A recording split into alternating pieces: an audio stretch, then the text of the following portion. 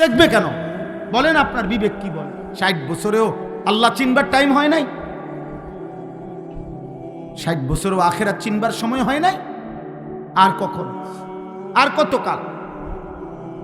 চলেন আমরা এই রাত গভীরে আর লম্বা করতে চাচ্ছি না, তর্জমাটাও শুনাই একটু, আর অল্প একটু, আর 10টা মিনিট সময় দেন। এই তর্জমাটার মধ্যে মূল বক্তব্য হলো এটা, আল্লাহ তাআলা বলছে, বান্দা আমি 3টা জিনিস দিছিলাম। এক, তাওহীদ। তাওহীদ মানে হলো লা ইলাহা ইল্লাল্লাহ। আল্লাহ তাআলা বলেন এই কায়নাতের প্রত্যেক মানুষের জন্য আমি আল্লাহর শ্রেষ্ঠ নিয়ামত দিছিলাম আমার কালেমা গ্রহণ করা। ঈমান, ঈমানের চাইতে বড় সম্পদ, বড় নিয়ামত আর কিছু, কালেমার চাইতে দামি কিছু কি? লা ইলাহা ইল্লাল্লাহর চাইতে দামি কিছু নেই। এই পৃথিবী যদি কেউ 100 বারও পায় কিন্তু ঈমানদার নয়, খোদার কসম, উলাইকাল্লাযীনা লাইসা লাহুম ফিল আখিরাতি ইল্লান নার। আল্লাহ তাআলা বলেন ঈমান হারা ব্যক্তি পৃথিবীর ভালো কিংবা মন্দ যাই করে যাক, আখিরাতে জাহান্নাম ছাড়া আর কিছু নেই। আখিরাতে কি? জাহান্নাম। জাহান্নাম। ওয়া হাবিতা মা সানাউ ফিহা ওয়া বাতিলুম মা কানু ইয়ামালুন। দুনিয়ার জীবনে ভালো মন্দ সে যাই করেছে, আল্লাহ বলেন ঈমান না থাকার কারণে সব নিষ্ফল, সব বৃথা। আখিরাতে সব কি? বৃথা। তাহলে এই আল্লাহ তাআলা বলেন 1 নম্বরে আমি আল্লাহ আমার সৃষ্টির জন্য দিলাম তাওহীদ। কি দিলাম? দ্বিতীয়ত আমার সৃষ্টির জন্য আমি দিলাম আমার আখিরি রাসূল সাল্লাল্লাহু আলাইহি ওয়াসাল্লাম। 3 নম্বরে দিলাম কোরআন। 3 নম্বরে দিলাম কি? কোরআন।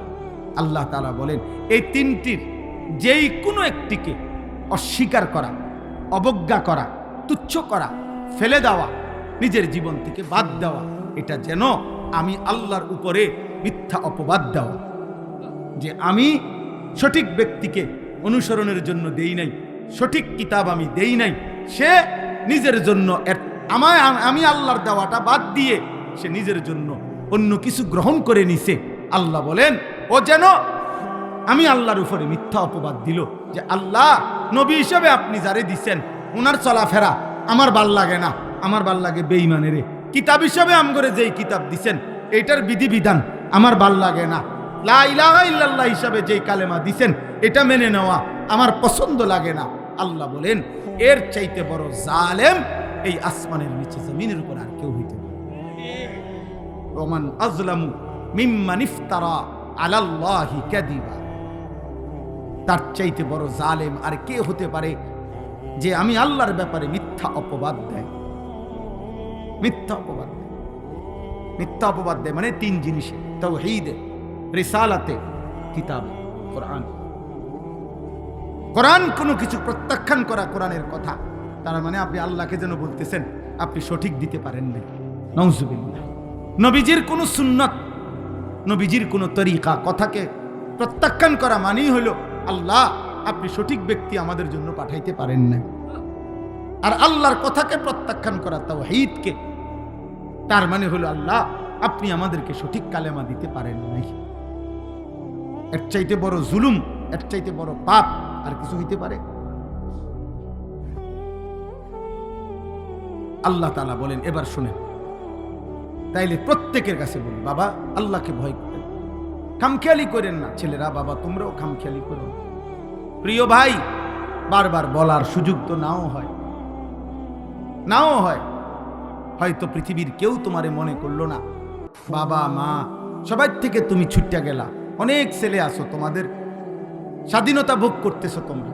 এমন দুর্ভাগা বদনসিব যে বাপ মা, দাদা দাদি, নানা নানি, চাচা মামা, ফুফা খালু, চাচি মামি, ফুফি খালা, এই সমাজের কেউ হয়তো আহারে এই নাফরমানরে কিচ্ছু বলেন। দিনের পর দিন, রাতের পর রাত নারী, ছবি, নাটক, সিনেমা, মদ, জুয়া, অসৎ আড্ডা, অশ্লীল ছবি, মোবাইলের উলঙ্গ দৃশ্য দেখতেছে। বেচারার কপালে একজন অভিভাবক জোটে না।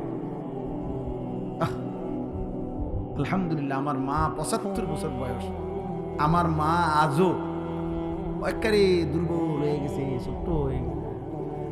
মা আমার অনেক দুর্বল হয়ে গেছে, অসুস্থ, কিন্তু আজও মা জিজ্ঞেস করে নজর শুনি। বিশ্বাস কর আব্বা, কোরআন শরীফ হাতে। মা জানে আমি প্রত্যেক যে দিনে কথা কই মার লগে।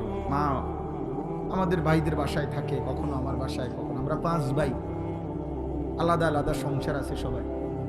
যখন যার বাসায় থাকুক মার সাথে কথা বললেই এই জিঙ্গে বাজ্যে কোরআনে যাইতে আসো, মানে ওয়াজে। মা কি আর এত জেলার নাম জানেনি, কিন্তু আমি বলি মা আজকে নবীনগর অমুকখানে বা অমুক জেলায় অমুকখানে। আর এই মা আমার স্পষ্ট মনে আছে, আমি অনেক মাহফিলে এটা বলছি।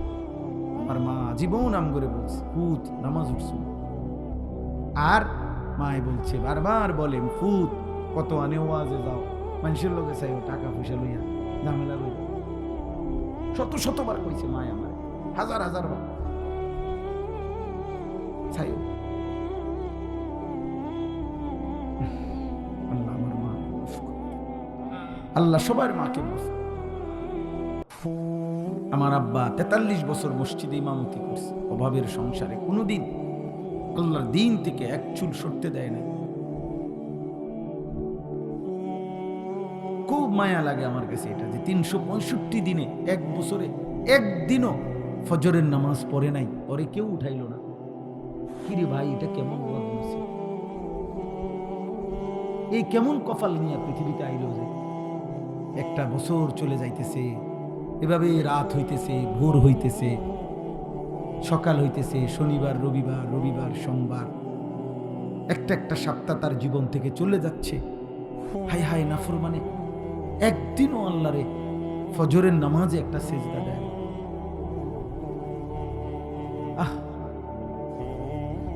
হ্যাঁ ঠিকই বলছে চাচা, দুঃখেই বলছে আব্বা। নবীজি শোনো আব্বা, হযরত আব্দুল্লাহ ইবনে মাসউদ বলছে রাদিয়াল্লাহু তাআলা আনহু, আল্লাহর নবীর সাহাবী, শ্রেষ্ঠ সাহাবী আব্দুল্লাহ ইবনে মাসউদ বলেন, নবীজির জামানায় আমরা যাকেই ফজরের নামাজের জামাতে না পেতাম, খুদার কসম সাহাবী বলে আমরা বুঝতাম সে মুনাফিক, বাইয়িনুন নিফাক, প্রকাশ্য মুনাফিক। কোন নামাজ বলে না, কোন নামাজ আবার বলেন, ফজর। আপনি আমি মুমিন না মুনাফিক, এটা প্রমাণ হয় ফজরের নামাজ, জুমার নামাজের ফজিলত অনেক, কিন্তু লোকটা কি মুমিন না মুনাফিক এটা প্রমাণ হয়, পরীক্ষা হয়, ইন্টারভিউ হয় ফজরের ওয়াক্ত। এজন্য ফজরের নামাজ, ফজরের বাতাস মুনাফিক মুক্ত বাতাস। ফজরের ভোরে সুবহানাল্লাহ, ফজরের বাতাসে কাফের নিঃশ্বাস নেয় না, ফজরের বাতাসে ইহুদি নিঃশ্বাস নেয় না, ফজরের বাতাসে খ্রিস্টান নিঃশ্বাস নেয় না, ফজরের বাতাসে হিন্দু নিঃশ্বাস নেয় না, ফজরের বাতাসে বৌদ্ধ নিঃশ্বাস নেয় না, ফজরের বাতাসে মুরতাদ নাস্তিক নিঃশ্বাস নেয় না, ফজরের বাতাসে মুনাফিক নিঃশ্বাস নেয় না, ফজরের বাতাসে মুমিন নিঃশ্বাস টান। এই জন্য ফজর মুনাফিক মুক্ত বাতাস, ভোরের বাতাস। যেন এটা জানতেন, আঙ্গাল কাঙ্গালের কপালে জুটে না, কারো কপালে কি জুটে না। আর কাবা শরীফের ইমাম সাহেব যদি আসে, তার কলিজার ব্যথা এক হবে না। এটা আমার আব্বা, কাবা শরীফের ইমাম সাহেবের আব্বা না উনি, তার আমি আমার বাবার জন্য যে পরিমাণ ব্যথা, ওনার সেই ব্যথা হবে না। তাহলে সেই সন্তান যদি তার বাবার জন্য দোয়া করতে পারে, সেটা কতটা দাম বলে। এজন্য নবী সাল্লাল্লাহু আলাইহি ওয়াসাল্লাম যেই দোয়া শিখাইছেন একজন মৃত ব্যক্তির জন্য, তার চাইতে অন্য হুজুরের নিজস্ব বানানো দোয়া, আমাদের যেই হুজুরে, আমি হই আর যিনি হোক, হ্যাঁ, এটার চাইতে নবীজির জাবানের উচ্চারিত দোয়ার কোটি কোটি দাম বেশি, কোটি দোয়া। তো নবীজি শিখাইছেন মৃত ব্যক্তির দোয়া, আল্লাহুম্মা গফির লি হাইয়িনা ওয়া মাইয়িতিনা ওয়া শাহিদিনা ওয়া গায়িবিনা ওয়া সগীরিনা ওয়া কাবীরিনা ওয়া যাকারিনা ওয়া উনসানা, আল্লাহুম্মা মান আহইয়াইতাহু মিন্না ফাআহইহি আলাল ইসলাম ওয়া মান তাওয়াফফাইতাহু মিন্না ফাতাওয়াফফাহু আলাল ঈমান এই যে জানাজার তৃতীয় তাকবীরের পরে যে দোয়াটা পড়ে, এটা নবী সাল্লাল্লাহু আলাইহি সাল্লামের শিখানো দোয়া। কথা বলেন না, কার শিখানো দোয়া? তাইলে উনি যেই দোয়াটা পড়ছেন নবীজি, আর আমরা সারা পৃথিবীর মোল্লা সব একত্র হইয়া দোয়া করলেও খোদার কসম ওই দোয়ার দাম বেশি। তা আমনের ফুতে তো এটা পড়তে পারে না, আমনের ফুতে তো এটা পড়তে পারে না। তো আলগা হুজুর দিয়ে যদি একেবারে বাইটটাও দেয়, এরপরও তো এই দোয়ার সমকক্ষ হবে না। তাহলে আল্লাহ নবী সাল্লাল্লাহু আলাইহি সাল্লাম বলছেন এটা। এই জন্য আব্বা আমি, আল্লাহ তোমারও ভালো করেন, উদ্দেশ্য কারো প্রতি বিদ্বেষ না, বুঝাইতে চাই তোম করে আমরা প্রত্যেকেই আজকে যারা বাবা, আমরা তাদের সন্তান। আগামী দিনে তুমি বাবা, তোমার সন্তান আসবে। এটা প্রজন্ম, এটাই সিরিয়াল। আল্লাহ তাআলার এটাই ধারাবাহিকতা। আমি যেমন আমার বাবার সন্তান, আমার সন্তান আছে 4 জন। আমার বাবা আমার দাদার সন্তান, আমার দাদা দাদার বাপের সন্তান। আমরা প্রত্যেকেই একদিকে বাপ, তো অতি অল্প সময়ের ব্যবধানে আবার আমাদের সন্তান। আমরাই সন্তান, আমরাই বাপ, ঠিক না বলেন? আমি আমার বাবার দৃষ্টিতে আমি সন্তান, আমার সন্তানের দৃষ্টিতে আমি কি বাপ। এই জীবন, এই দেখতে দেখতে দেখতে দেখতে বাস্তবতা তোমাদের সামনে। তোমরা যে কয়জন ছেলে আসো, তোমাদেরকে আমরা বুঝাইতে চাই এটা। তুমি এখানে থাইমা থাকবা না। আজকে তুমি অবিবাহিত, আজকে তুমি তামসা করতেছ, আজকে তুমি একদিনও নামাজ পড়ো না। 365 দিনে খোদার একটা বছরে কেউ তোমারে ফজরের নামাজে কোনোদিন মসজিদে দেখে নাই। আমার ভাইয়া বলো বাবা, তুমি যখন বড় হইয়া বিবাহ করবা, তোমারও আল্লাহ যখন 10-12 বছরের সন্তান দিবে, তুমি তারে কি শুনাইবা? তুমি তাকে কি শুনাইবা? তুমি কি বলবা? তুমি বলবা এটা যে বাবা আমি তোর সেই বাপ, আমার বয়স যখন 16 বছর ছিল আমি সারা রাত উলঙ্গ ছবি দেখতাম। আমি তোর সেই বাপ, আমার বয়স যখন 14 বছর ছিল আমি 365 দিনে আল্লাহকে কোনোদিন 5 ওয়াক্ত নামাজের সেজদা দেই নাই। বেনামাজি নাফরমান কি বলবে সে? চরিত্রহীন যুবক তুমি কি শুনাইবা? মোবাইল, নারী আর নর্তকী দেখে অভ্যস্ত নাফরমান কি শুনাইবা তুমি? আমার ছেলে নাহাবিবির জামাতে পড়ে। আমার ছেলে কওমি মাদ্রাসায় একটা জামাত আছে, নাহাবিমির একটা ক্লাস। আমার বাচ্চার ছেলেটা প্রথম, বড় ছেলেটা এখন ওই জামাতে পড়ে, ঢাকা সাইনবোর্ড। তা আমি তারে বলছি, আব্বু ভালো করে ফইরু আব্বা। 1996 সালে আব্বা আমিও নাহাবিবির যখন পড়ছি ঢাকা চৌধুরীপাড়া মাদ্রাসায়, হ্যাঁ আমি পড়ছি। আমি বলছি আমার ছেলেকে, আব্বা আমি সে বছর 1996 সালে নাহাবিবির এই জামাতে কওমি মাদ্রাসার একটা বোর্ড আছে, বেফাক, সারা বাংলাদেশের শিক্ষা বোর্ড, কওমি মাদ্রাসা বোর্ড। আমি সেই বোর্ডের পরীক্ষায় সারা বাংলাদেশে সেকেন্ড হয়েছি। তা আমি এটা আমার ছেলেরে কি করলাম, উৎসাহ দিলাম যে আব্বা তুমি ভালো করে পড়ো। তো আমি প্রথম কোরবানির আগে প্রথম মূল্যায়ন পরীক্ষায় ওই সাইনবোর্ড ওর মাদ্রাসা জামে আশরাফিয়ায় পরীক্ষার হইছে, রেজাল্ট দিছে। আমি দেখতে গেছি, আমি বললাম আব্বার রেজাল্ট দিছিনি তোমার? কাব্বু দিছে। আমি কই রেজাল্ট কই, কি রেজাল্ট হইল? কাব্বু চলেন ওইখানে দেখেন, বোর্ডে লেখা আছে, আপনি দেখেন। মানে হে হাসতে হাসতে কইতেছে। আমি গিয়েছি, রেজাল্ট বোর্ডের মধ্যে আমার ছেলের নামে লেখা আছে, ওয়ও 2 নম্বর দিছে। আশ্চর্য, আশ্চর্য এটা। সে যেন আমার বদলা দিল আমার, আলহামদুলিল্লাহ। প্রিয় ভাই বুঝাইলাম আর কি, একটা উদাহরণ দিলাম আর কি। তুমি কি বলবা? আমি যৌবন বয়সে নেশা করছিলাম, আমি নারীর পিছনে পিছনে ঘুরতাম, আমি উলঙ্গ ছবির কাছে পাগল ছিলাম।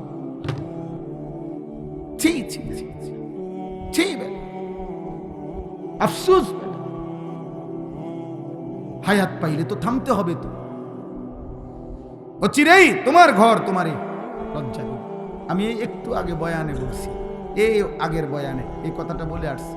আমাদের কুমিল্লা মুরাদনগরের একজন আলেম বলছে, উনি বলছেন এই কথাটা।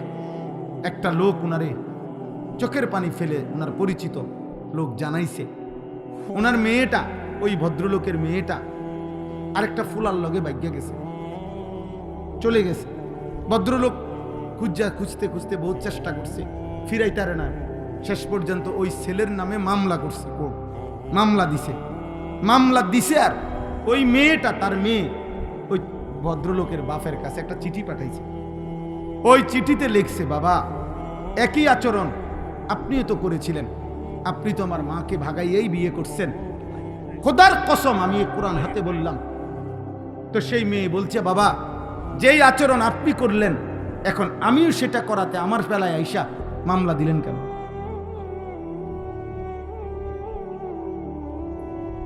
এরপরে এই বাপের এর চাইতে বড় জীবনের অপমান আর কি হতে পারে? এর চাইতে বেইজ্জতি তার জীবনে আর কি? এর চাইতে বড় শাস্তি আর কি? এর তুনো লজ্জা কি হইতে পারে? আপন কন্যা, আপন মেয়ে যদি কথা ফিরাইয়া বলে, উনি কি জবাব দিবে? উনি তো এটাই করছে, উনি স্বীকার করছে যে আমি এরকমই করছি। অতএব বাবা, এটা শুধু ওয়াজ না, আপনাদের সবাইকে বলি, আপনারা আপনাদের ছেলেদেরকে ফিরান, আপনাদের মেয়েদেরকে ফিরান, আপনাদের স্ত্রীদেরকে ফিরান। বিশ্বাস করেন, আপনার আমার যে যেটুকু আছেন এখানে, এই গ্রামের হন, মূর্খ হন, সাধারণ মানুষ হন, কম শিক্ষিত মানুষ হন, খেটে খাওয়া মানুষ হন, দিন মজুর হন, ঠেলাওয়ালা হন আর কুলিওয়ালা হন, যদি আমার কথা বুঝে থাকেন তাহলে এটা মনে রাখেন, আপনার মেহনত পরিশ্রম 24 ঘন্টা যে যা ব্যয় করতেছেন তার প্রধান অংশ সময়কে ভাগ করেন। সময় ভাগ করে মূল অংশ ব্যবহার করবেন, সময় ব্যয় করবেন স্ত্রী সন্তানের ঈমান, আমল, আখলাক, চরিত্রের সংশোধনের জন্য। এমন দুর্ভাগা বাপ আছে, বদনসিব বাপ, 6 মাসে কইতারত না তার ফুতে কই থাকে, কই খায়, কই রাত কাটায়, দিন কাটায়, কই এতে বেটা গেল ফসে কামায়। তোর পয়সা দিয়া বেটা তোর ছেলে সারা রাত সারাদিন উলঙ্গ ছবি দেখে, তোর এই পয়সা কামাইয়া লাভ কি বেটা? কথা বলেন না? তোমার পয়সা দিয়ে তোমার স্ত্রী বেপরদা চলাফেরা করে, বাজারে বাজারে, মার্কেটে মার্কেটে মানুষের রং চায়, তোমার এই কষ্টের রোজগারের এই ঘাম ঝরানো পয়সার অর্থ কি? বলেন না, এটার ফায়দা কি? কি লাভ?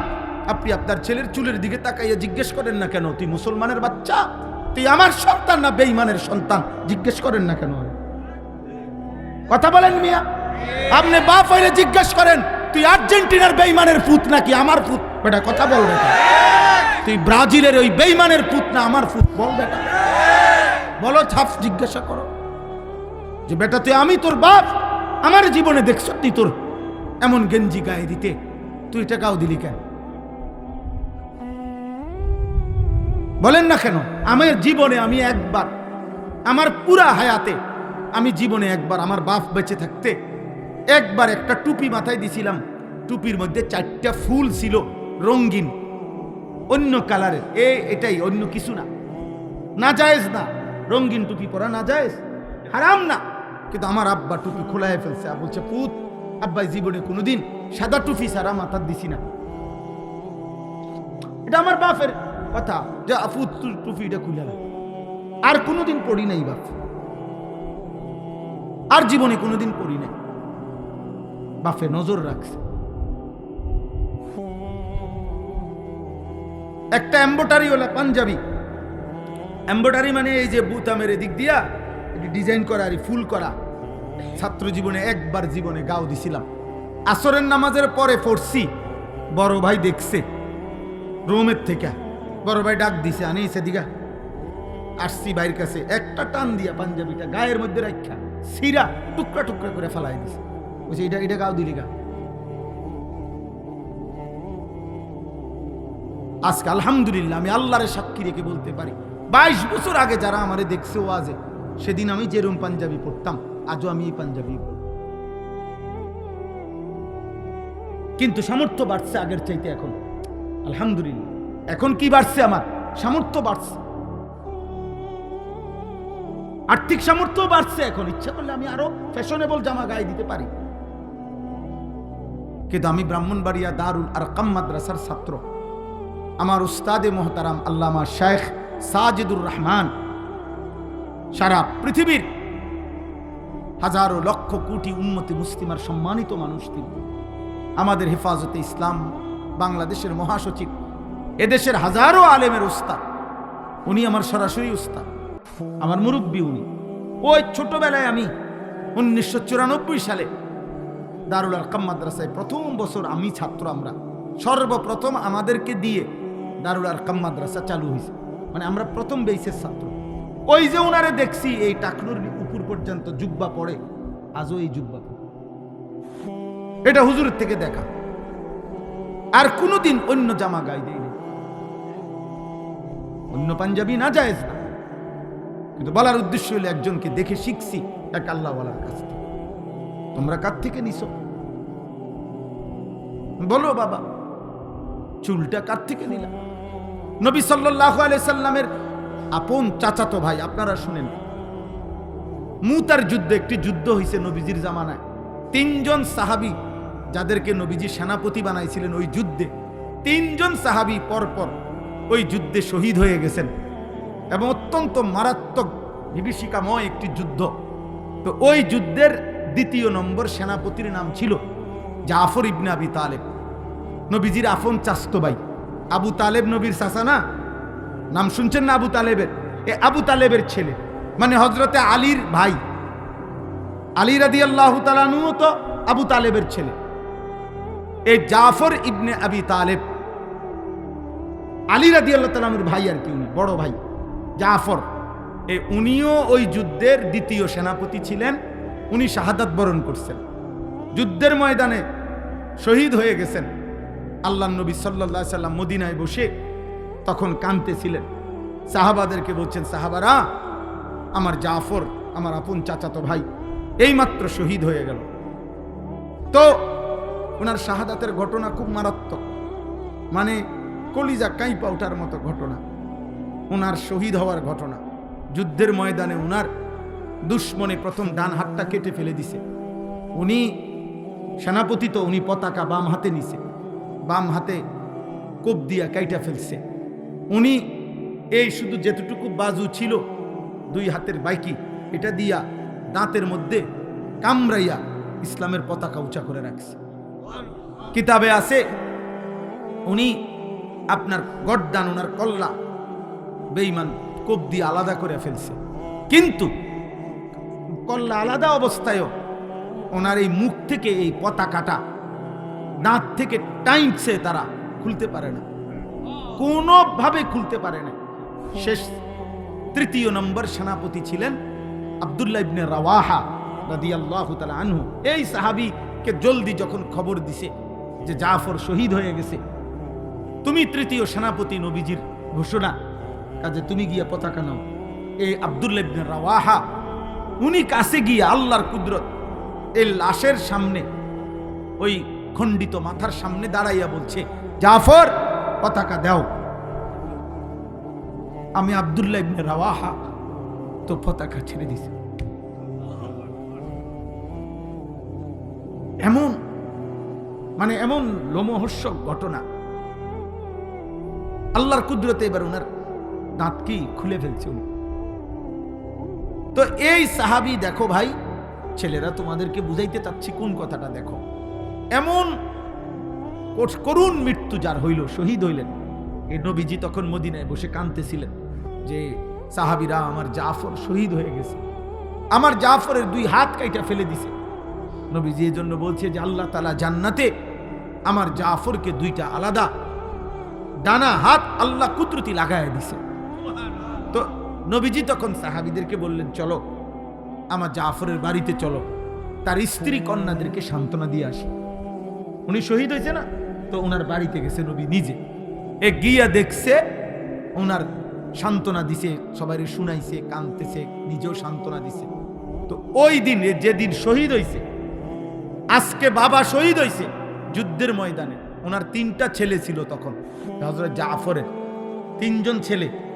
খোদার কসম আব্বা, একটা ছেলেও যদি শুনো, এই দিন যেদিন বাবা যুদ্ধের ময়দানে শহীদ হয়েছে, নবীর সাহাবী, ওনার 3 ছেলেকে উনি যখন দেখছে, সান্ত্বনা দিতেছে, আদর করতেছে, এই দিনে ওই সময় নবীজি দেখছে ওগো চুলগুলো মাথার একটু বড় বড়। সত্য কথা হলো, হাদিসের স্পষ্ট শব্দ, নবীজি তখন বললেন উদউলি আল হাল্লাক, তোমাদের মধ্যে চুল কাটতে পারে যে সাহাবী, নবীজি বললেন তাকে ডেকে নিয়ে আসো। তো আনছে, আর নবীজি বললেন আমার ভাতিজাদেরকে আগে চুল কাইটে সুন্দর করে ঠিক করে দাও। যেদিন বাপের মৃত্যু হয়েছে, বেটা শহীদ হয়েছে বাপ, সেদিন আল্লাহ নবী এটা খেয়াল রাখছে যে আমার ভাতিজাদের চুল বড় হয়ে গেছে। তাহলে ইসলামে সুন্দর চুল রাখা কতটা গুরুত্বপূর্ণ, কতটা গুরুত্বপূর্ণ। আমাদের ছেলে পেলে কোথাকার কোন বেঈমান, কোথাকার কোন পাগল, কোথাকার ছাগল, জাত নাই, জন্ম নাই, ঠিক নাই, ঈমান নাই, ধর্ম নাই, নাউজুবিল্লাহ নাউজুবিল্লাহ, ওদের মতো চুল কাটতেছো তোমরা, এটা কি কারবার? এটা পাগল, কার মতো চুল কাটলা বেটা? বেঈমানের মতো। বেঈমান তোমার বাপ, বেঈমান তোমার আত্মীয়, বেঈমান তোমার পছন্দ, কথা বলে না তো, তাইলে তুমি তার মতো চুল রাখবা কেন? তার মতো সাজবা কেন? আল্লাহ আমাদেরকে হেফাজত করে। আল্লাহ তাআলা আমাদেরকে যে রসুল দিয়েছিলেন সাল্লাল্লাহু আলাইহি ওয়াসাল্লাম, গোটা পৃথিবী আজকে 1450 বছরে পৃথিবীর এমন কোন অমুসলিম, এমন কোন বেঈমান, কাফের, মুশরিক, সারা পৃথিবীতে যতজন নবীজির জীবনীকে গবেষণা করছে, আল্লাহর কসম প্রত্যেকের কাছে নবী সাল্লাল্লাহু আলাইহি সাল্লামের বাহ্যিক চেহারা, শরীর, এটা যেমন সবচেয়ে সুন্দর, নবীজির আখলাক, চরিত্র, এটাও সবচেয়ে সুন্দর। নবী সাল্লাল্লাহু আলাইহি সাল্লামের নাকের চাইতে সুন্দর নাক এই সৃষ্টিতে কারো নাই। নবীজির চোখের সাথে সুন্দর চোখ এই পৃথিবীতে কারো নাই। নবীজির আঙ্গুল মুবারকের চাইতে সুন্দর আঙ্গুল এই পৃথিবীতে কারো নাই। নবীজির হাসির চাইতে সুন্দর হাসি এই পৃথিবীতে কারো নাই। নবীজির কান্নার চাইতে সুন্দর কান্না এই পৃথিবীতে কারো নাই। নবীজির হাঁটার চাইতে সুন্দর হাঁটা এই পৃথিবীতে কারো নাই। নবীর জামা মুবারকের চাইতে সুন্দর জামা এই পৃথিবীতে কারো নাই। তিনি সব কিছুতে, চরিত্রে যেমন সুন্দর, তিনি রূপেও তেমন সুন্দর, পোশাকেও তিনি সুন্দর, চুলেও সুন্দর, চেহারায়ও সুন্দর, লেবাসেও সুন্দর, চরিত্র আর আখলাকে, ইমানে আর আমলে, সব কিছুতে তিনি সর্বশ্রেষ্ঠ। আল্লাহ আমাদেরকে তাকে দিছিলেন। দুর্ভাগ্য জাতি, হায় দাড়িওয়ালা মুসলমান, কারে ছাড়লি কারে ধরল, হায় বিড়ি খাওয়াই না মুসলমান, কারে ধরলে কারে ছাড়ল। তোমার নবী সাল্লাল্লাহু আলাইহি সাল্লাম বিড়ি খাইতেন?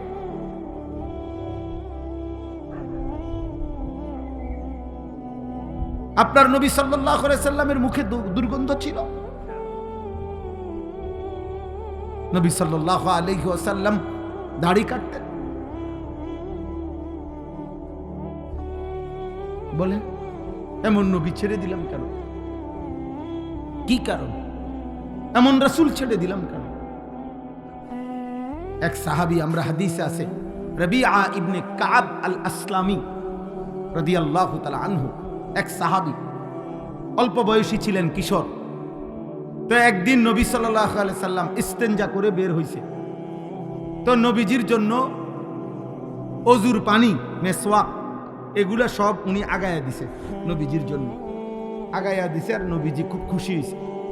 তো নবীজি সাল্লাল্লাহু আলাইহি ওয়াসাল্লাম উনাকে বললেন, তুমি আমার কাছে কিছু চাও, বলো, একটা কিছু আবদার করো, আমি দেব।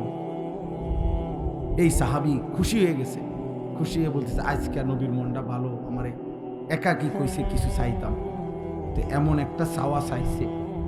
সুবহানাল্লাহ, হাদিসে আছে, উনি বলছে, আসআলুকা মুরাফাকাতাকা ফিল জান্নাহ, ইয়া রাসূলুল্লাহ, জান্নাতে আপনার পাশে থাকতে চাই।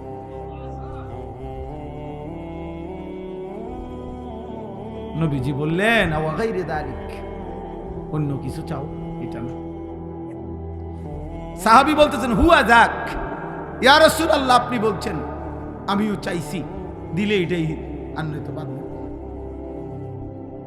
দিলে এটাই, আপনার সঙ্গী, আপনার সাথে জান্নাতে থাকতে চাই। আল্লাহর নবী বললেন, ফাআইন্নি আলাইকা বিকাসরাতিস সুজুদ, তাহলে সাহাবী বেশি বেশি সেজদা, নামাজের মাধ্যমে আমারে সহযোগিতা করো, মানে তুমি সেজদার পরিমাণ বাড়ায় দাও, আমি আল্লাহর কাছে তোমার জন্য সুপারিশের পরিমাণ বাড়ায় দাও, সুপারিশের পরিমাণ বাড়িয়ে দাও, আমি তোমারে পাশে নেব, সঙ্গী বানাও, সাথে রাখো। তাহলে সাহাবাই কেরামের দিলের তামান্না ছিল এটা, নবীজি সাল্লাল্লাহু আলাইহি সাল্লামের সঙ্গী হবে, সঙ্গী হবে। কোরআনুল কারীমের মধ্যে আল্লাহ বলছেন, এক সাহাবী জিজ্ঞেস করছে, তাফসীরে আছে, ইয়া রাসূলুল্লাহ, আপনাকে তো এখন দুনিয়ায় যখনই মনে পড়ে তখনই আপনাকে আইসা দেখি, দেখলে কলিজা ঠান্ডা হয়, আপনার পবিত্র চেহারা মোবারক দেখলে দিল শান্ত হয়, কিন্তু ইয়া রাসূলুল্লাহ, কথাটা শুনেন। সাহাবী বলতেছে, ইয়া রাসূলুল্লাহ, আখিরাতে যদি আল্লাহ আমারে জান্নাতও দেয়, কিন্তু আমার তো একটা পেরেশানি আছে। কি জান্নাত দিলে আবার পেরেশানি কি? পেরেশানিটা হইল, জান্নাতও যদি আল্লাহ আমাকে দেয়, কিন্তু আপনাকেও তো আল্লাহ জান্নাত দিবে, কিন্তু আপনি তো আমনে, আমি তো আমি, আমনে তো আমনেই আল্লাহর মাহবুব, আর আমি তো সাধারণ সাহাবী, তো আপনারে তো আল্লাহ তাআলা কোটি কোটি গুণ ঊর্ধ্বের জান্নাত দিবে, আর আমারে কোনান দিয়া জানি কোনান দিয়া কোন রুম দেয়। সুবহানাল্লাহ। সাহাবী বলতেছেন, ইয়া রাসূলুল্লাহ, ওই সময় যদি আমনের কথা আমার মনে পড়ে, আমি আপনারে দেখতে যাবো কেমনে, আপনারে কই রাখবো, কদ্দুর কই জানে। আল্লাহ তাআলা তখন আয়াত নাজিল করে বলছে, বন্ধু বলে দেন, আমান ইউতিইল্লাহ ওয়ার রাসূল ফাউলাইকা আল্লাযীনা আনআমা আল্লাহু আলাইহিম মিনান নাবিয়্যিন ওয়াস সিদ্দীকিন ওয়াশ শুহাদা ওয়াস সালিহিন। সুবহানাল্লাহ। যে আল্লাহ এবং রাসূলের আনুগত্য করবে এমন প্রত্যেককে আমি সমস্ত নবীগণের সাথেই রাখবো, সিদ্দিকদের সাথেই রাখবো, শহীদদের সাথেই রাখবো, আমার প্রিয় বান্দাদের সাথেই রাখবো, সাথেই রাখবো। তাইলে 100 কোটি না লক্ষ কোটি মানুষও নবী সাল্লাল্লাহু আলাইহি সাল্লামকে এক নজরে দেখবে, একসাথে পাশেই দেখবে, এটা আল্লাহর পক্ষে ব্যবস্থা করা সম্ভব? কথা বলে না তো। আপনি কিডা আমরা দেশের বিল্ডিং মনে করছেন? এটাকে মানুষের বিল্ডিং মনে করছেন? আল্লাহ তাআলা যদি পৃথিবীর প্রথম মানুষ থেকে নিয়ে ইসরাফিলের ফু পর্যন্ত সবাইকে যদি আল্লাহ ইচ্ছে করে যে সবাই এক নজরে 24 ঘন্টা নবীকে দেখবে, এমন ভাবে সেটিং করতে জান্নাতে আল্লাহর পক্ষে সম্ভব? সম্ভব। এই জন্য আল্লাহ বলছে, বন্ধু পরে বলেন, আল্লাহ আল্লাহ রসুলের আনুগত্য ঠিক রাখতে, ঈমান ঠিক রাখতে, আমল ঠিক রাখতে, সুন্নাত ঠিক রাখতে আমি ওয়াদা দিলাম নবীর পাশেই থাকতে দেব, সিদ্দিকের পাশেই থাকতে দেব, শহীদের পাশেই থাকতে দেব, আউলিয়াদের পাশেই থাকতে দেব। ফাউলাইকাল্লাযীনা আনআমাল্লাহু আলাইহিম মিনান নাবিয়্যিনা ওয়াস সিদ্দীকিনা ওয়াশ শুহাদাই ওয়াস সালিহিন ওয়া হাসুনা উলাইকা রাফীকা। আল্লাহ বলেন, ভাবেন তো বন্ধু, যেই মুমিন সেদিন নবী, সিদ্দিক, শহীদ এবং আউলিয়াদেরকে পাশে পাবে, তারা তার জন্য কত না উত্তম বন্ধু হবে, কত না উত্তম বন্ধু হবে, কত না মজাদার বন্ধু হবে। সুবহানাল্লাহ। এজন্য ছেলেরা, আমরাও বেকুব না, আমরা 2-4 কলম পড়ালেখা করছি, তোমরা আমগরে বেউকুফ মনে করো না, নামাজি বেকুব না, হালাল খায় যে বেকুব না রে আব্বা, বরং প্রত্যেক পাপী, খোদার কসম আল্লাহর কোরআন বলছে, প্রত্যেক পাপী জাহেল, মূর্খ, প্রত্যেক পাপী গাফেল, প্রত্যেক পাপী লা ইয়াকিলুন, আকল নাই, লা ইয়াফকাহুন, বুঝ নাই, লা ইয়ালামুন, জ্ঞান নাই, কোনো বিবেক নাই, বুদ্ধি নাই, বেঈমান আল্লাহ বলছে, নাফরমানকে আল্লাহ বলছে জানোয়ার, জানোয়ার, জানোয়ার বলছে। উলাইকা কাল আনআম। যার দিল আল্লাহকে নিয়ে ভাবে না, যার কান আল্লাহর কথা শুনে না, যার চোখ আল্লাহর আয়াত দেখে না, খোদার কসম আল্লাহ বলছে উলাইকা কাল আনআম, ওইগুলা জানোয়ারের মতো। ওইগুলা কিসের মতো? জানোয়ারের মতো, জানোয়ারের মতো, বেনামাজি জানোয়ারের মতো, বেহায়া হারামখোর জানোয়ারের মতো। যার কাছে জীবন মানে হলো পাত্তরকারি আর পেশাব পায়খানা, যার কাছে জীবন মানে হলো কিছুক্ষণ রোজগার, কিছুক্ষণ উপভোগ, এক বেলা কামাই করে, আরেক বেলা উপভোগ করে, কতক্ষণ বিড়ি খায়, কতক্ষণ টেলিভিশনে নাচ গান দেখে, কতক্ষণ স্ত্রীর সাথে সময় কাটায়। হ্যাঁ, কিসের আল্লাহ, কিসের রাসূল, কিসের নামাজ, কিসের সেজদা, কোরআন কি, আল্লাহ কি, রসুল কি, ইসলাম কি, এতে এত কথার দরকারি। খায় আর বাথরুমে যায়, সব রুমে অ্যাটাচড বাথরুম না, এখন সিস্টেম করে দিছে 4টা রুম, 4টার লগে বাথরুম, খাইবে আর বাথরুমে যাবে। বুঝেন না? বাহ, সবাই রে, বউ বাচ্চা সবাই একসাথে সামনের রুমে বসা, সোফাত বসা, স্বামী স্ত্রী ছেলে মেয়ে সবগুলো বেহায়া এক লগে টেলিভিশনে নর্তকীর নাচ চলে। কত বড় নিকৃষ্ট বেগায়রত, ছি ছি ছি ছি, আত্মমর্যাদাহীন মানুষ। ও বুড়ো সাদোয়ানে বইয়া টেলিভিশনে নর্তকীর নাচ দেখে, এবারটা দেখে এবারটার লগে বইয়া রয়েছে এতে 12 বছরের পোলা। এই বুড়ার কোনো শরম লাগে না? ছি ছি ছি ছি, আমনের চোখের উপরে ছি। লজ্জা শরম থাকা উচিত, মেয়ে লজ্জা শরম থাকা উচিত। আল্লাহ আমাদের সবাইকে হায়া দান করে। কেউরে ছাড় নাই, কাউরে না। চাচারা, আপনাদের জান্নাত দরকার না? কথা বলেন না কেন? দাদাদের জান্নাত দরকার না? তো দাদারে কইব কে? দাদারে ফেরেশতানি কইব না হুজুররা বলবে? কথা বলেন না। বয়স্কদেরকে বলবে কে? হুজুররা না ফেরেশতা এসে বলবে? তাইলে একজন বুড়া মানুষ বিড়ি খাবে কেন? বুড়া মানুষ টেলিভিশন দেখবে কেন? বয়স্ক মানুষ।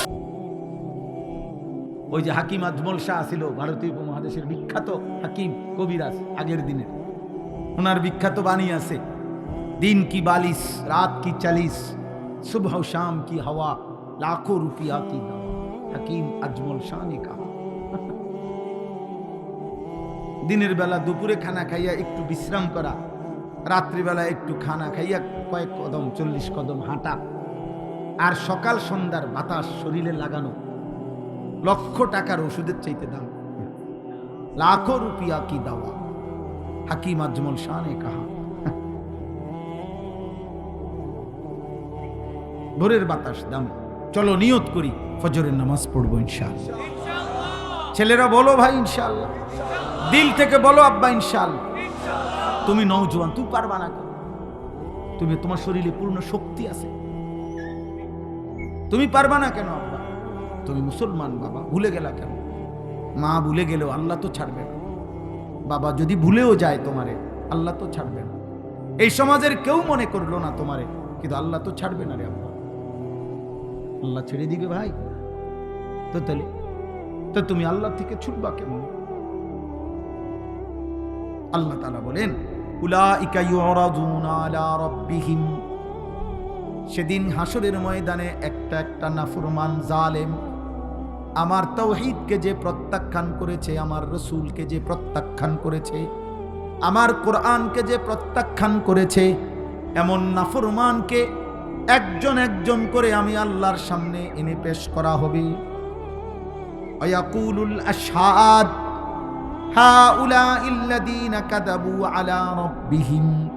আল্লাহ বলেন, আমার পক্ষ থেকে নির্ধারিত সাক্ষীগণ একে একে পর পর সাক্ষী দিবে আল্লাহ, এরাই সেই নাফরমান যারা আপনার কথা মিথ্যা মনে করেছে।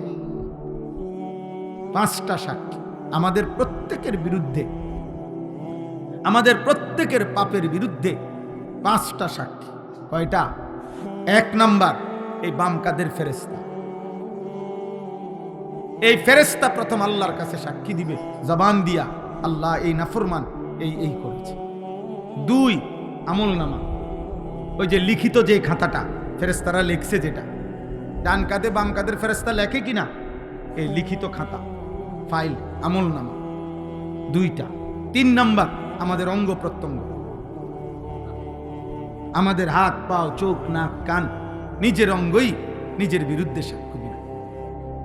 কয়টা হইল? 3টা। 4 নাম্বার পায়ের নিচের জমিন, ইয়াউমা ইদিন তুহাদ্দিসু আখবারা। কয়টা হইল? 5। মহান আল্লাহ নিজে, আল্লাহ নিজে।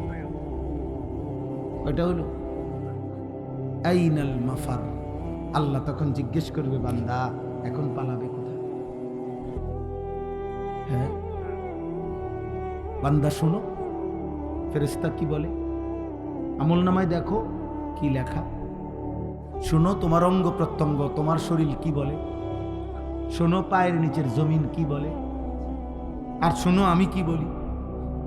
ওয়ায়াকুলুল আশহাদ হাউলাইল্লাযীনা কাযাবু আলা রাব্বিহিম, সবগুলো সাক্ষ্য বলবে আল্লাহ এই সেই নাফরমান যে আপনার কথাকে মিথ্যা মনে করেছে। আলা লানাতুল্লাহি আলায যালিমিন, সব শুনে আল্লাহ বলবে জালেম তোর উপরে আল্লাহর লানত। আস্তে কাঁদো, আস্তে কাঁদো, সাবধান। আলা লানাতুল্লাহি আলায যালিমিন, আল্লাহ বলবেন জালেম তোর উপরে আল্লাহর লানত। 40 বছর কেমনে রে তুই আমি আল্লাহরে ভুলে রইলি বান্দা। একটা বছর কেমনে আমারে সেজদা না দিয়ে থাকলি। আল্লাহ আমাদেরকে হেফাজত করে। চলো ভাই, রাত গভীরে ফিকির করে, ভাবেন ভাবেন। কারোর জন্য কেউ আটকায় না, কারোর জন্য কেউ স্বার্থপর এই দুনিয়া। বাপও একদিন ছেলে মেয়েকে রেখে কবরে জায়গা। বলছি আস্তে কাঁদো, নামো, এন থেকে নামো, যাও নিচে দাও।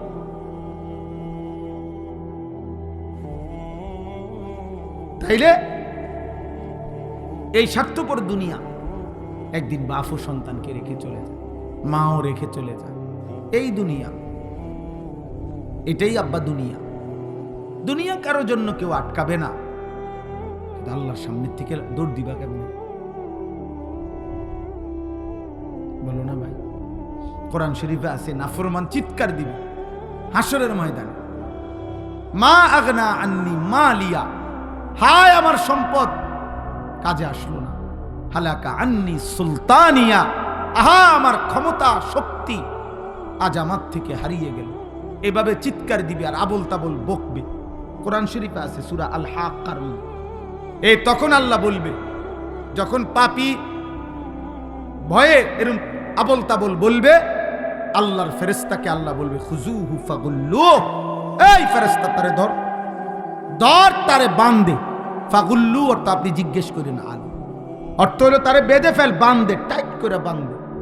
ফেরেশতা বাঁধ দিয়া বলবে আল্লাহ বাঁধ দিছি, এখন কি করতাম। সুম্মাল জাহিমা সাল্লু, আল্লাহ বলবে একটা লাথি দিয়া জাহান্নামে ফেলে মার, লাথি মার, দ্রাম করে কিচ্ছা লাথি দে, একটা লাথির লগে ফেলে দে যা। সুম্মাল জাহিমা সাল্লু অর্থ হলো জাহান্নামে ছুড়ে। জাহান্নামে ছুঁড়ে মারলে কি আদর করে? জাহান্নামে ছুঁড়ে মারবে কোলে করে?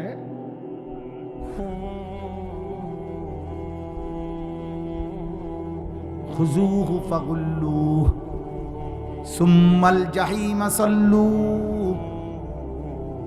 সুম্মা ফি সিলসিলাতিন যারউহা ৭০ যিরাআন ফাসলুকুহ। জাহান্নামে যখন ফেলে দিবে আল্লাহ, তখন জাহান্নামের ভিতরে যেই ফেরেশতা ওদেরকে বলবে ৭০ হাত লম্বা, ৭০ যিরাআ, ৭০ হাত লম্বা আগুনের শিকল দিয়ে বেঈমান রে গলার মধ্যে বাইধা কিংবা হাতের মধ্যে বাইধা কুত্তারে যেমনে ঘুরায়, ফাসলুকুহু কুত্তার মতো বাকি জাহান্নামীদের সামনে ঘুরায়া ঘুরায়া তার পাপটা কি সেটা বলে দে। এইটার অর্থ আপনি ফুইরা দেখি। ফাসলুকুহু অর্থ হলো তারে ঘুরা, ৭০ হাত লম্বা শিকল দিয়া বাইন্দা তারে ঘুরা, বাকি জাহান্নামীদের কাছে বলে দে যে এই জাহান্নামী, এটা সুদখোর, এটা ঘুষখোর, এটা মূর্তি পূজা, এটা মুশরিক, এটা বেঈমান, এটা জুয়ারি, এটা নেশাখোর।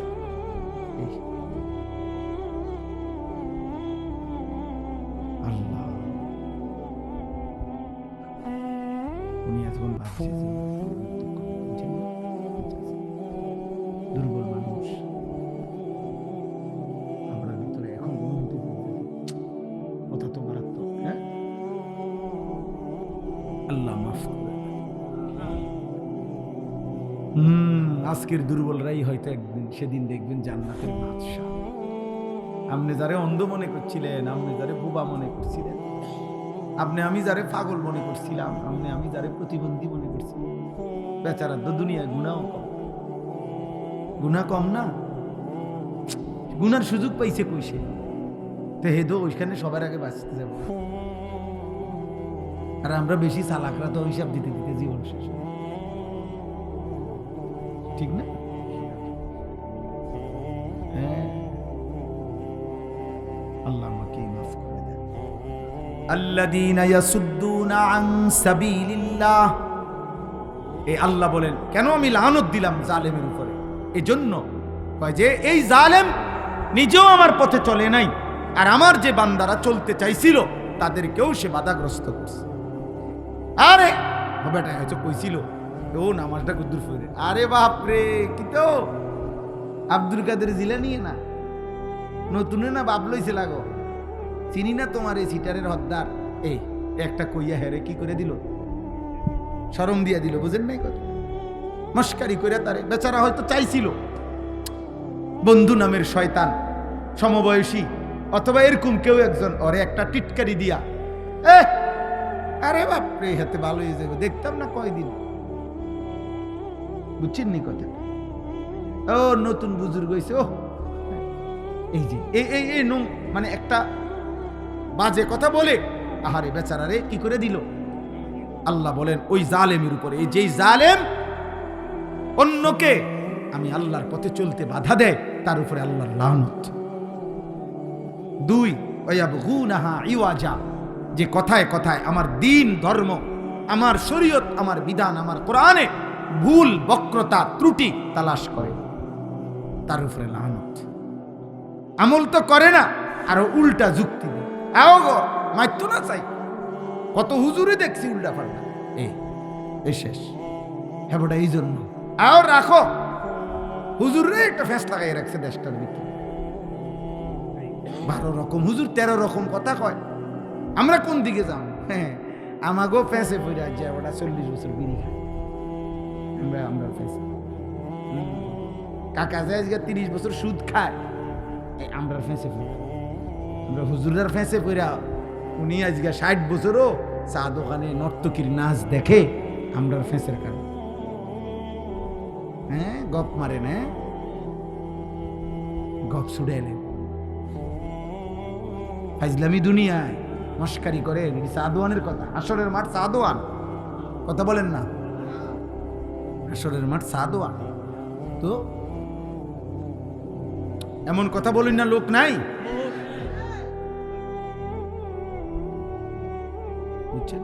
আশ্চর্য কথা।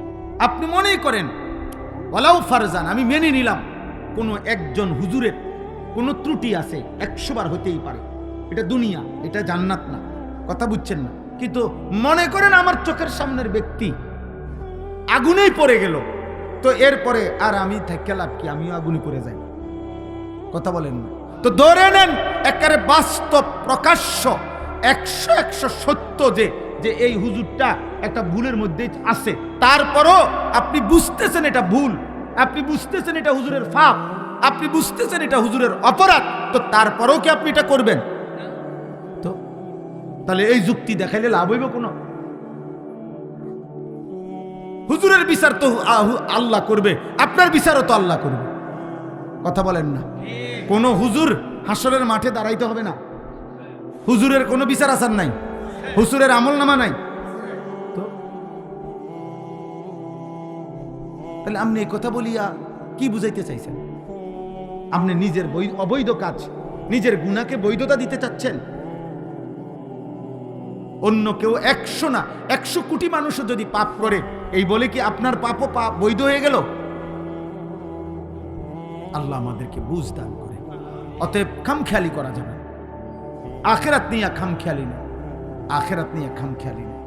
সবাই ভুলে যাক, আমি ভুলা যাবে না।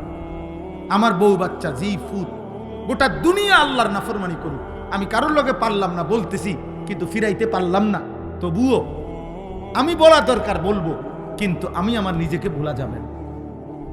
ও 10 জনের যে গতি, আমারও সেই গতি, কিতা মানে 10 জনের যে জাহান্নাম, আমারও সেই জাহান্নাম।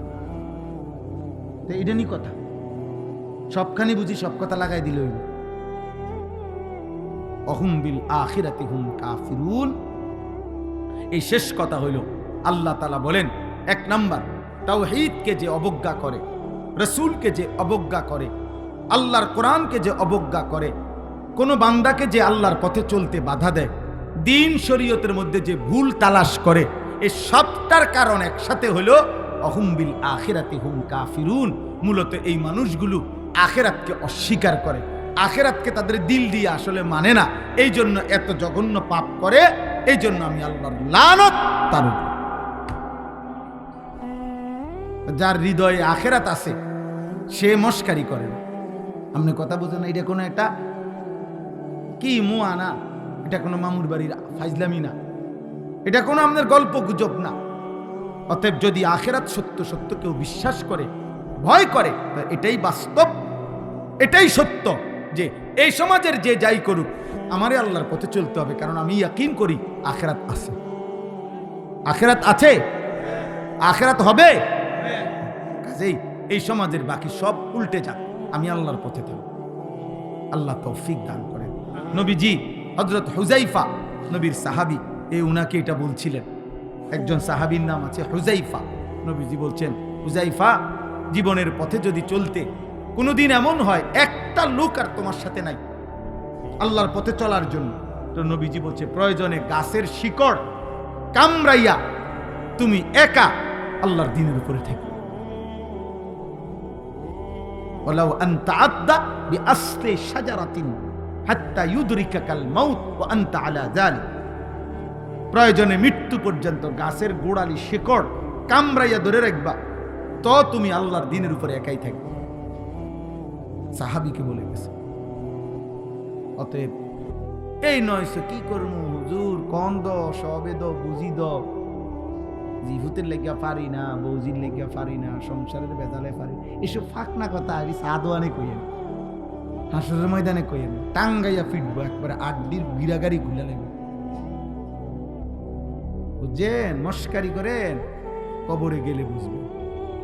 হ্যাঁ হ্যাঁ, কিটা করমু, কয় দ কথাটি বালায় কয়, মানলে তো বালা আসিল, বুঝি না। ওহ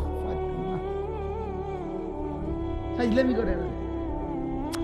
আখিরাতটা নিয়ে কি করতেছেন আপনি? মস্কারি করতেন আছেন না, ফাইজলামি করেন। কারে কর? আখিরাতটা তো মামুলি হয়ে গেল। আল্লাহ আমাদেরকে হেফাজত করেন, আল্লাহ আমাদের সবাইকে কবুল করেন। আজকের এই মুবারক মাহফিল আল্লাহ তাআলা ভরপুর বরকত দান করেন। অনেক রাত হয়েছে, আপনারা মাশাআল্লাহ এতটা ধৈর্য ধরে সবরের সাথে বসছেন। আল্লাহ আপনাদের এই বসার মধ্যে কোটি কোটি বরকত দান করেন। আমার যুবক ছেলের আব্বা, তোমগো লাগে আমার বড় স্বপ্ন আব্বা, তোমরা বদলাইবা, তোমরা ফিরবা। একদিন আমরা হয়তো কবরে চলে যাব, এই পৃথিবীতে থাকবো না, কিন্তু একদিন আমরা ভাববো যে আমাদের সন্তানরা, আমাদের পরবর্তী প্রজন্মরা আল্লাহর দ্বীনের জন্য ভাবতেছে। ইনশাআল্লাহ নিয়ত করো, ইনশাআল্লাহ 5 ওয়াক্ত নামাজ পড়ো। 30 বছরের নিচে যেসব ছেলে, তোমরা আরেকবার নিজের জীবন সুন্দর করো। আমি অনুরোধ করলাম, চারিদিকে সমান চুল রাখো, কাফের মুশরিকদের অনুসরণ করো না। মোবাইল, নারীর আসক্তি থেকে নিজেকে সেভ করো, একটু কষ্ট করো। ইনশাআল্লাহ প্রত্যেক চাহিদা আল্লাহ পূরণ করবে। খাবারের চাহিদা আল্লাহ পূরণ করে, পানির চাহিদা আল্লাহ পূরণ করে, তো লজ্জাস্থানের চাহিদাও আল্লাহ পূরণ করে। সব পূরণ হবে। যে মালিক সব দিছেন, সে মালিক সব চাহিদাও পূরণ করবে। আল্লাহ আমাদেরকে তৌফিক দান করেন। আপনাদের কাছেও আমার বিনীত অনুরোধ, বাবা, চাচা, আমার একটা স্বপ্ন, আমি মুসলিম কিশোর যুবক ছেলেরা আল্লাহর দিকে ফিরুক, এটার জন্য খুব চেষ্টা করি। বিভিন্ন শুধু ওয়াজ না, আমি আমার মাদ্রাসায় একটা বড় জায়গা কিনছি, কুমিল্লা ক্যান্টনমেন্ট, ময়নামতি সাহেবের বাজার। 1 একর 15.5 শতক, মানে 115.5 শতক জায়গা, প্রায় 2,67 লক্ষ টাকা জায়গার দাম, মাটির দাম। আলহামদুলিল্লাহ একটা আশা নিয়ে কিনছি। এই আশাটা হলো, আমার একটা মাদ্রাসা আছে ওইখানে, হেদায়েতুন নাহু পর্যন্ত। আলহামদুলিল্লাহ 534 জন ছাত্র আছে, 34 জন শিক্ষক কর্মচারী আছে। এটা হলো একদিকে। আমরা আরেকটা মাদ্রাসা করতে চাচ্ছি। সারা বছর মুসলিম কিশোর যুবক, জেনারেল স্কুল কলেজ ইউনিভার্সিটি পড়ুয়া এবং অন্য বয়সী মুসলমান বছরের যে কোনো সময় আমাদের সেখানে যাবে। যে যেটুকু সময় থাকে এটুকু নিয়ে যাবে, দিন শিখবে। অজু, নামাজ, সূরা, কেরাত, দোয়া, কালাম, যেটুকু সময় আছে যাক। স্কুলে পড়ুক, কলেজে পড়ুক, ইউনিভার্সিটিতে পড়ুক, কিছু না পড়ুক, বয়স্ক হোক মুরব্বী হোক, যাবে